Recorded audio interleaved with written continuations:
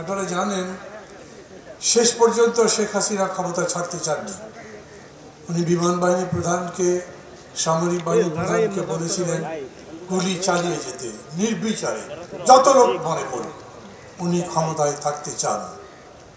তখন তারা জবাব দিয়েছিলেন, ম্যাডাম এটা আর সম্ভব হবে না। একজন মরে তো 4 জন দাঁড়িয়ে যায়, একজন মরে তো 10 জন দাঁড়িয়ে যায়।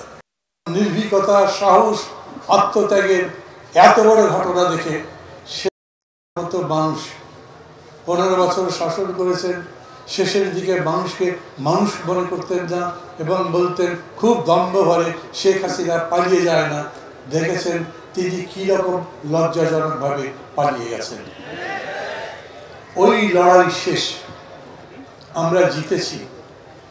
এখন লড়াই হচ্ছে ওই যে আন্দোলনের মধ্যে দিয়ে স্লোগান উঠেছিল, এই বাংলাদেশ চাই না, নতুন বাংলাদেশ চাই। নতুন বাংলাদেশ গড়বার লড়াই। যে ভোট কেড়ে নিয়েছিল, গণতন্ত্র কেড়ে নিয়েছিল, সেই গণতান্ত্রিক দেশ করতে চাই। এবং তার জন্য লক্ষ্য করছেন দেশ ধীরে ধীরে বদলাচ্ছে। এই যে একটু আগে বললেন, এই মঞ্চ থেকে, এই মাঠ থেকে আপনারা খুবই প্রকাশ্যে নির্ভয় নিজেদের মত প্রকাশ করতে পারছেন। গণতন্ত্র মানেই হচ্ছে সংখ্যাগরিষ্ঠের শাসন, কিন্তু এরকম নয় যে সংখ্যালঘিষ্ঠের কোনো মূল্যই নেই।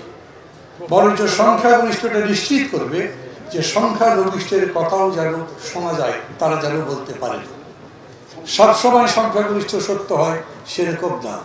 সত্যটা মানুষ, ব্যক্তি কিংবা বিষয়ের তাই চাইতে বাইরে। কোপার্নিকাস যখন বলেছিলেন পৃথিবী সূর্যের চতুর্দিকে ঘুরে, কেউ তার সাথে ছিল না, তার ফাঁসি হয়েছিল, কিন্তু ইতিহাস তাকে সত্যায়িত করেছে।